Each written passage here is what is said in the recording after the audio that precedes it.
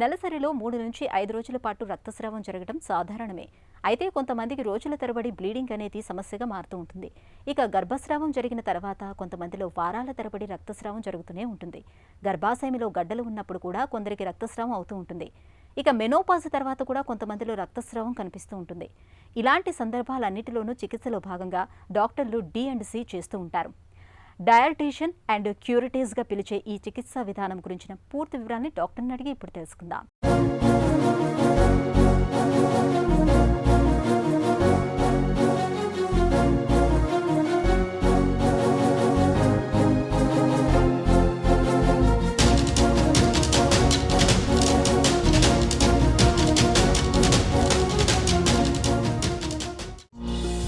Dilation and క్యూరటేజ్ అంటే ఏంటి?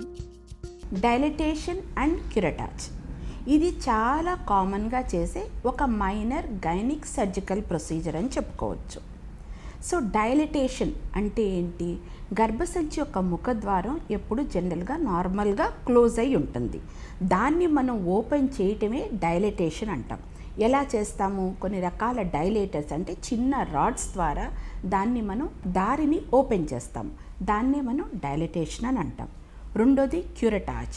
క్యూరటాజ్ అంటే క్యూరేట్ అనే ఒక పరికరం ద్వారా గర్భసంచి లోపల ఉన్న పొరని క్లీన్ చేయటాన్ని క్యూరటాజ్ అంటారు. సో డైలటేషన్ అండ్ క్యూరటాజ్ అంటే గర్భసంచి దారిని పెద్దగా చేసుకొని గర్భసంచి లోపల ఎంటర్ అవ్వుకుంటూ గర్భసంచి లోపలున్న పొరని క్లీన్ చేయటమే డైలటేషన్ అండ్ క్యూరటాజ్ అని అంటారు. ఇది జనరల్గా నార్మల్గా పబ్లిక్ దీన్ని D&C అని, లేకపోతే గర్భసంచి క్లీన్ చేయటం అని, లేదా కిర్వెట్ అని అంటుంటారు. D&Cని ఎలాంటి సందర్భాల్లో చేస్తారు?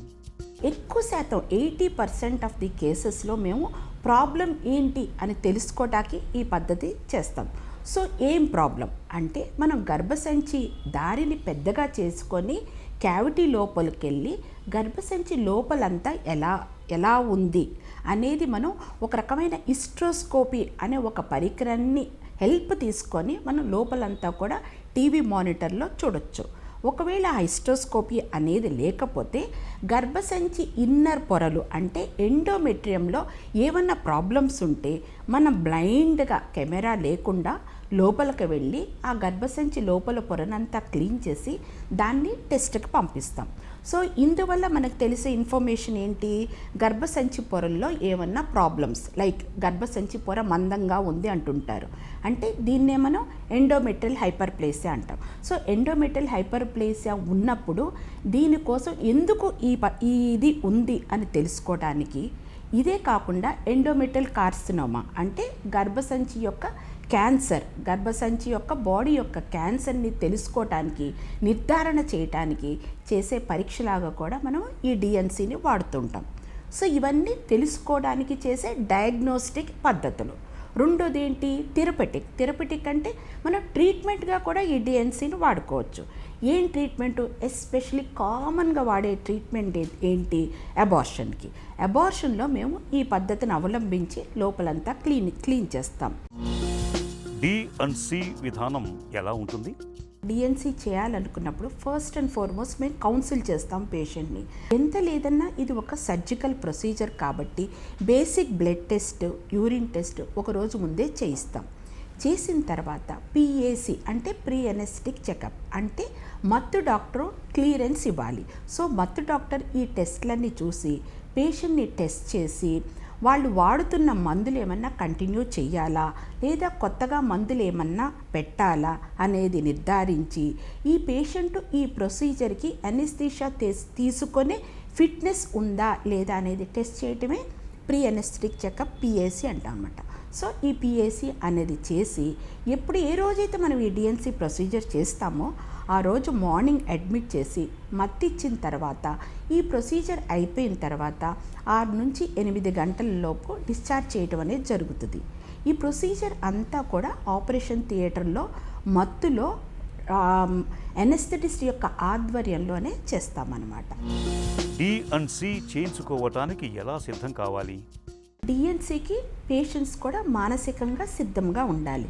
ఇది ఒక మైనర్ ప్రొసీజర్ అనేది వాళ్ళకి అర్థం చేసి వాళ్ళని కౌన్సిల్ చేసిన తర్వాత ఏ రోజైతే మనం డిఎన్సీ చేస్తామో ఆ రోజు డే కేర్ ప్రొసీజర్ అనమాట ఇది. అంటే పొద్దున వస్తారు, చేయించుకుంటారు, బై ఈవినింగ్ వాళ్ళు డిశ్చార్జ్ చేస్తాం కాబట్టి డే కేర్ ప్రొసీజర్కి వాళ్ళు రెడీగా రావాల్సిన అవసరం ఉంటుంది.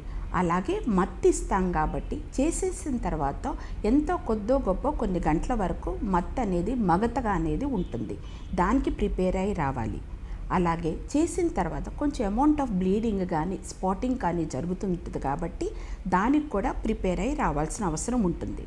ఇలాగే ఎనీ సర్జికల్ ప్రొసీజర్కి కంపల్సరీ ఒక అటెండెంట్, వాళ్ళ హస్బెండో లేకపోతే వాళ్ళ మదరో ఎవరో ఒకరు రావాల్సిన అవసరం ఉంటుంది తోడుగా. ప్రతి సర్జికల్ ప్రొసీజర్కి మేము ఒక కన్సెంట్ అనేది, అంటే ధృవపత్రం పైన మేము ఒక సిగ్నేచర్ అనేది పేషెంట్ యొక్క అటెండెంట్ దగ్గర నుంచి మేము తీసుకుంటాం.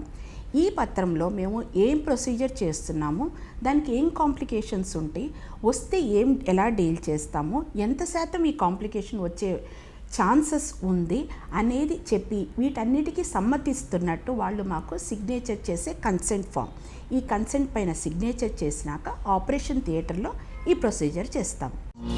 D&C విషయంలో ఉన్న భయాలు, అపోహలేంటి?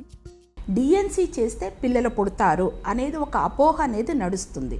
సో డిఎన్సీ చేయటం వల్ల పిల్లలు పుట్టరు, కాకపోతే డిఎన్సీ చేయటం వల్ల ప్రాబ్లం ఏంటి, హార్మోనల్ ఇంబ్యాలెన్స్ ఏమన్నా ఉందా, ఇతరత్ర వేరే అదర్ ప్రాబ్లమ్స్ ఏమన్నా ఉంటే డీల్ చేయటం అనేది జరుగుతుంది కాబట్టి ప్రెగ్నెన్సీ వచ్చే ఛాన్సెస్ ఉంటుంది తప్ప పరిసే అది చేసిన వల్ల ప్రెగ్నెన్సీ రాదు.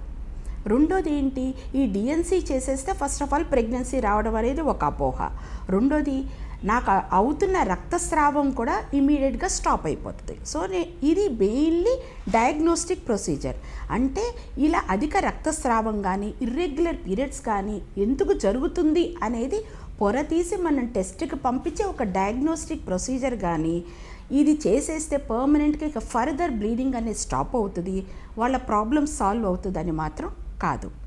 అలాగే కణుతులు అంటే చిన్న చిన్న పాలిప్స్, అంటే మిల్లీమీటర్స్లో ఉండే పాలిప్స్ను మనం దీని ద్వారా కొద్ది గొప్ప డీల్ చేయొచ్చు. ఎస్పెషల్లీ హిస్ట్రోస్కోపీ అనే పరికరం ఉంటే దీన్ని మనం డీల్ చేయొచ్చు.